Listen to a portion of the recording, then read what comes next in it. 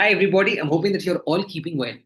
A lot of people had texted us as to what is the right time to get started for CAT 2027. In this session, we're discussing exactly the planning that you would require for CAT 2027. Everybody who is into their second year of graduation, as in the pre-final year or final year, CAT 27 is coming up and it is going to happen next year in 2027. And that means that we nearly have 15 to 16 months now to prepare for CAT 2027. Is that a lot of time? Maybe yes, maybe no. It entirely depends on your current level. But if you're somebody who is not, let's say, from a maths background, is feeling very weak about their, current understanding of the syllabus, of what does it take, what's the structure of preparation. In this session, I'm going to help you out. This is your friend and guide Sudhanshu, CAT 99.7, Quant 100, IIM Lucknow. And over the next 10 minutes, I'm going to give you the exact roadmap that you need for CAT 2027 starting at this point in time. One piece of advice for everybody starting for CAT 27 is that you have nearly 4 months for CAT 26 also. And I'll definitely recommend that you should take CAT 2026 as well as CAT 2027 because what it does is basically kills the anxiety, the fear that you will have in your real attempt. Take this CAT 26 as a dummy attempt, prepare, do the syllabus once. Maybe you do not aim to get a 99, aim to get a 90. For that, you require 45 to 50 marks in CAT.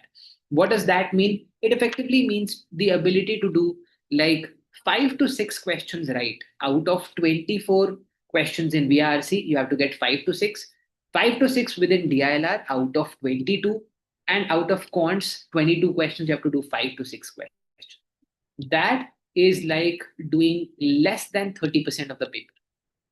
And that is something which is most definitely doable if you prepare for the next 4 months properly and you give it your best shot. People who are in the pre-final attempt think that they are not eligible for B school.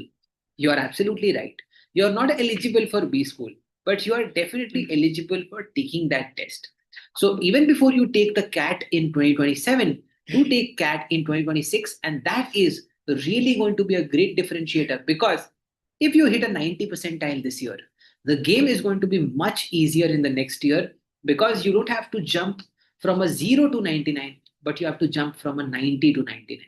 Let me help you plan this preparation over the next 8 to 10 minutes. Let's get started. Let me quickly fire up a deck that I have, which I wanted to share with you so that I can take you through the exact roadmap that you have to take for CAT 2027 if you're aiming a 99 percentile. Is 99 doable? Very doable, more than doable. You can do as much as you want. I'd say people who get started now and are consistent in their journey will definitely be able to achieve it with much ease. Let's get started.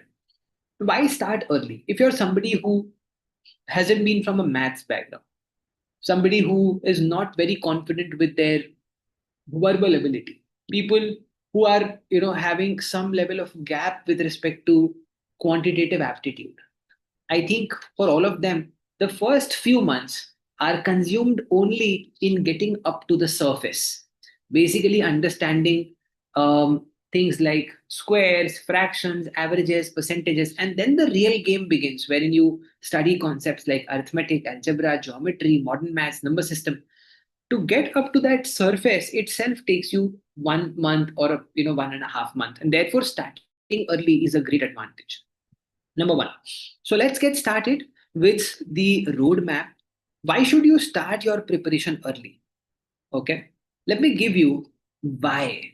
The first thing is it gives you a good 4 months to do your syllabus once and maybe, put up a show inside CAT 2026 without having a lot of fear. So this year is your free attempt. You don't have to actually worry about your CAT results. So you can absolutely give it your best and have a real experience of CAT in this year itself. That's number one. Okay. Second, you have more number of circles that you can take through the syllabus. So somebody starting now can do the syllabus once for CAT 2026.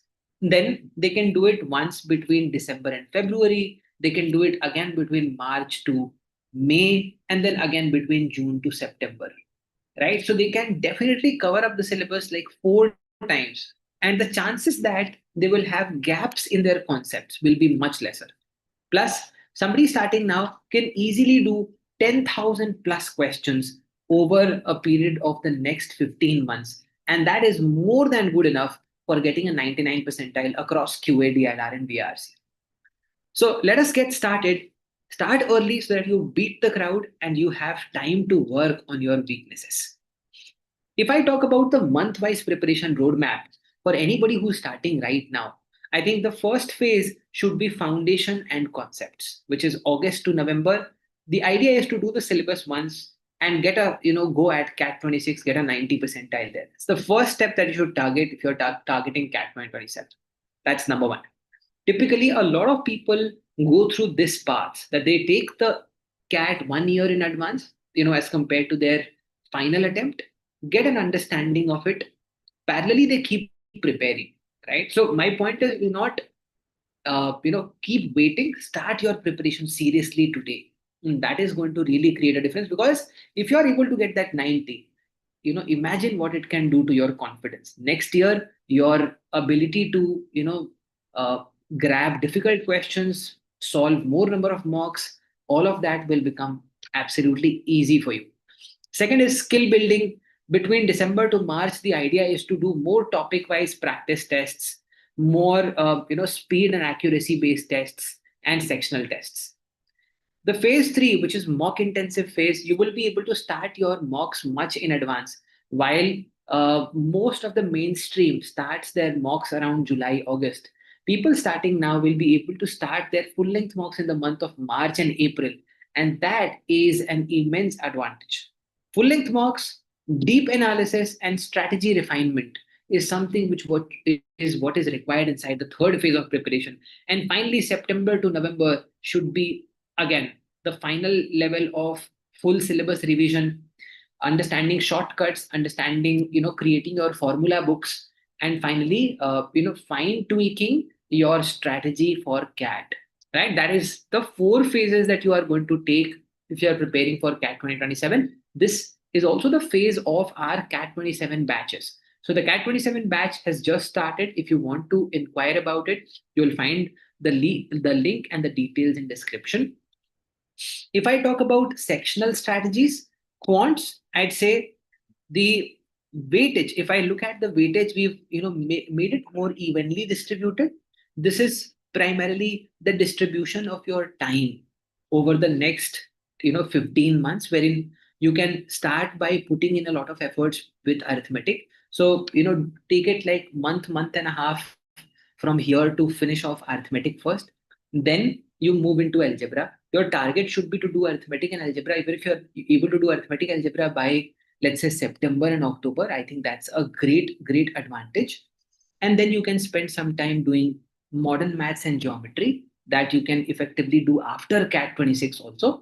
But if you're good with arithmetic and algebra, you should be able to secure a good percentile in CAT 26 also. And then by December, you should be able to done with number system also, and your syllabus is completely done. By December, you are all done and ready for topic tests, sectional tests, mock tests, right? Similarly, VARC, I'd say reading comprehension is what you should try to master. You can do occasional parajumbles, parasummary, and odd one out questions also. But reading is something which you should get started with. If you are starting with CAT 27, I suggest the first 15 days, your plan should be all about reading. Okay.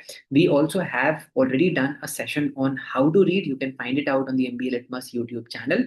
If you want the link, you can comment, reading, and we'll share that link with you so that you can take a look at that session also.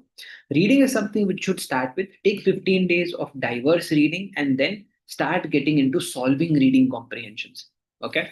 I think doing 2 RCs at a daily level is a good strategy over the next 3 to 4 months. And if you are able to do, parajumbles, parasummary, odd one out, even like 5 questions from each of these types on alternate days, I think that's the best approach to take at this point in time. Similarly, DILR, I'd say what you should do right now is start with simple problems like arrangements, like puzzles. Don't worry about games and tournaments, routes and networks. We can always take that from the month of, I'd say, September and October. For the month of August, I'd say start with arrangement, start solving some basic Sudoku puzzles, start solving some basic, blood relation problems, start solving some basic puzzles, arrangement level problems in the month of August. I think that is where you should start and then move into the other sub varieties for DILR.